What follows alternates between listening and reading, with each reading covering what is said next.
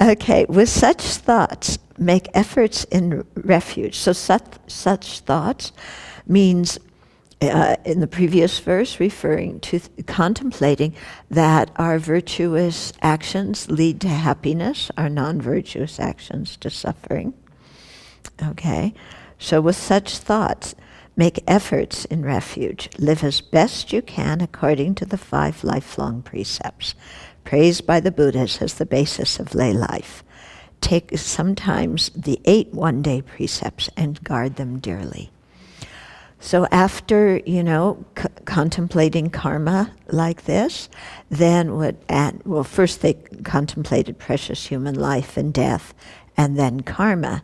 Then, Jay Rinpoche is saying for lay practitioners and also for monastic practitioners, the next thing to do is, seeing that you are in a clearly unstable situation, not knowing where you're going to get reborn and completely under the control of previously created karma that we don't know how in the world it's going to ripen, then because of that we need to seek guidance.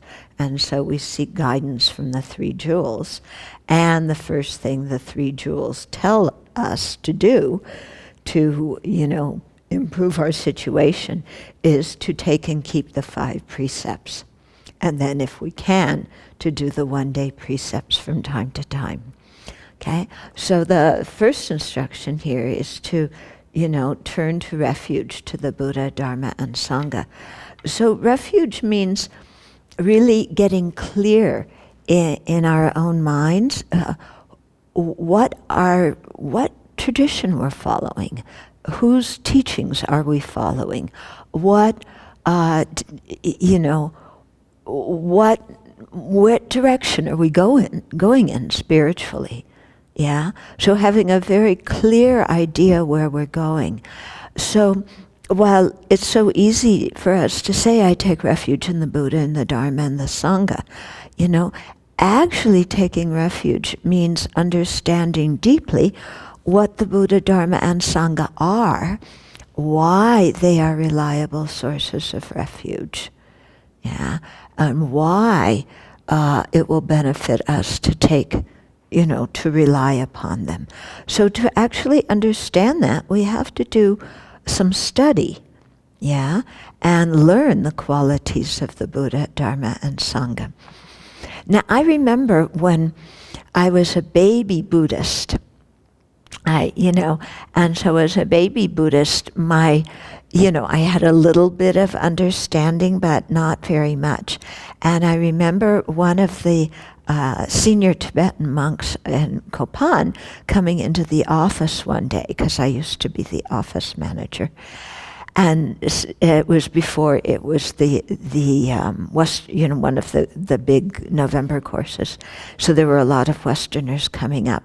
And I remember him saying, when these people hear about the miraculous and wonderful qualities of the 3 jewels, they will definitely take refuge. And I remember thinking,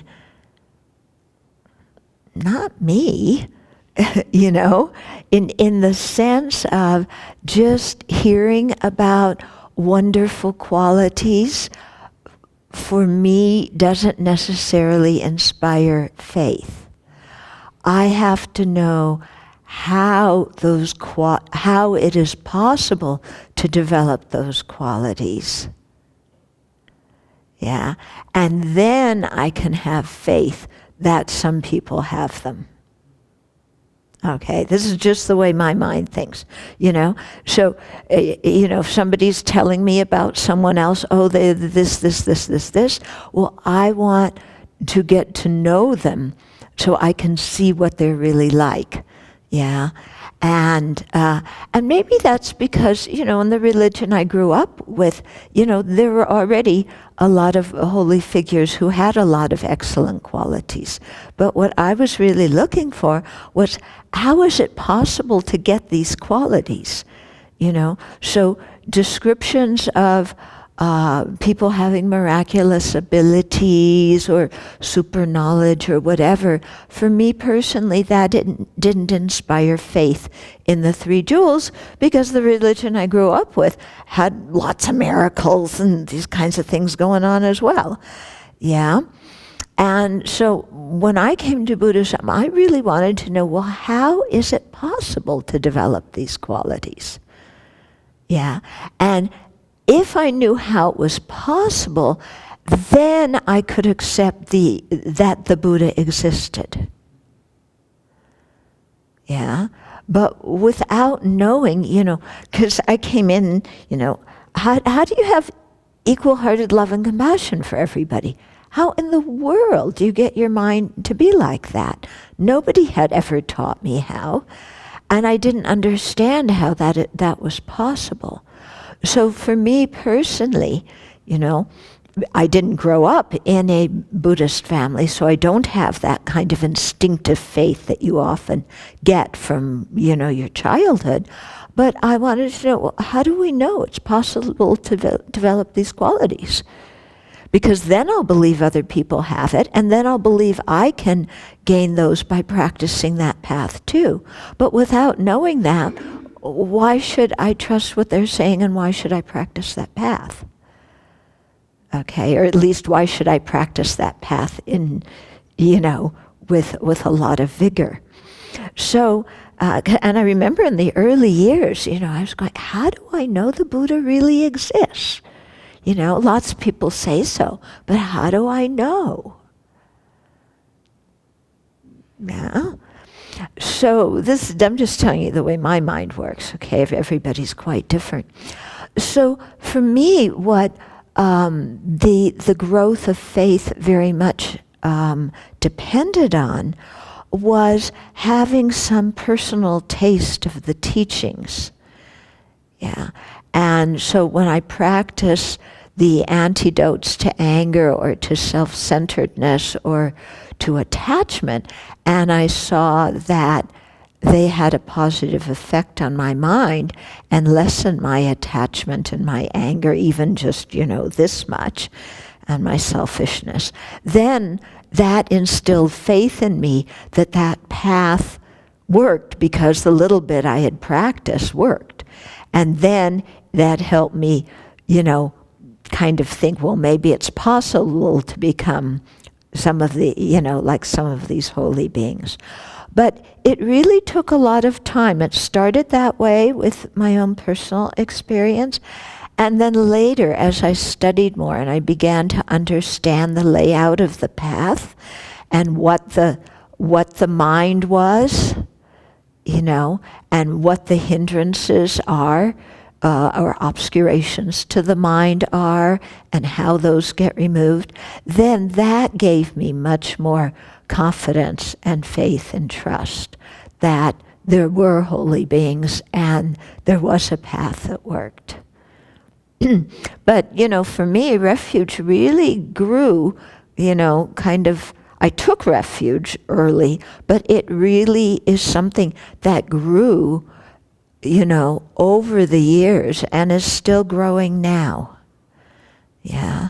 So I don't see Refuge as, we may take refuge in a ceremony, and that's the official thing that makes you a Buddhist.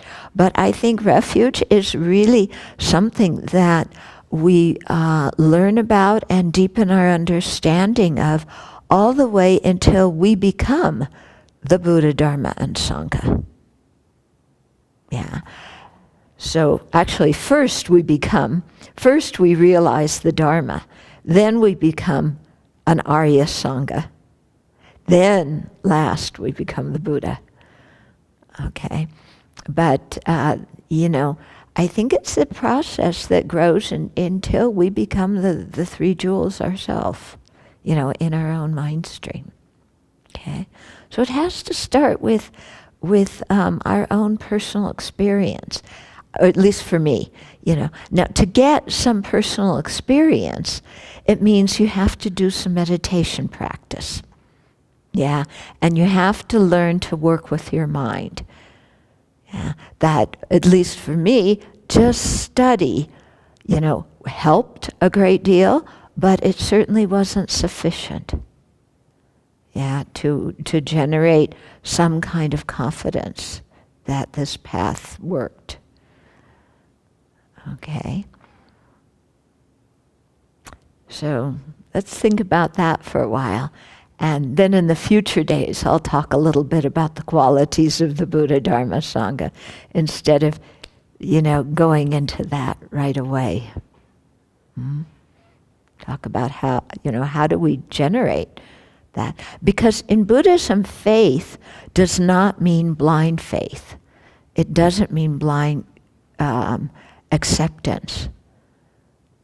Yeah, there's 3 kinds of faith, The first kind, we admire the qualities of the 3 jewels.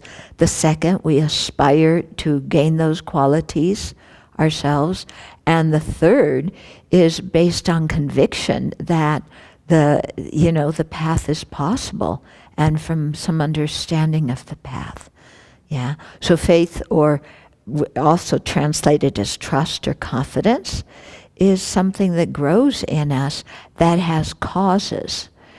Yeah, and we have to create the causes for it.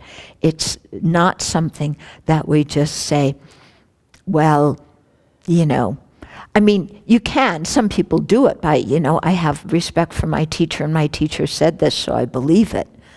Yeah, but those are what are called more modest faculty disciples, who accept it because somebody else said so.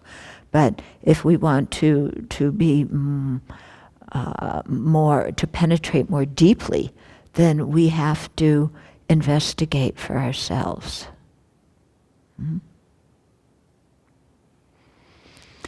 And I'll give you a clue.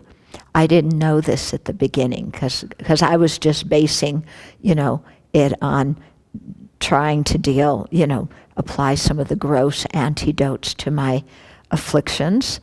Yeah, and that's what started giving me some faith. But the real thing that gives some faith in the existence of the 3 jewels is understanding emptiness. And Nagarjuna presented a whole rationale explaining how that works. And when we do the course, Buddhism, One Teacher, Many Traditions, I'll go into it there because it's explained in that book.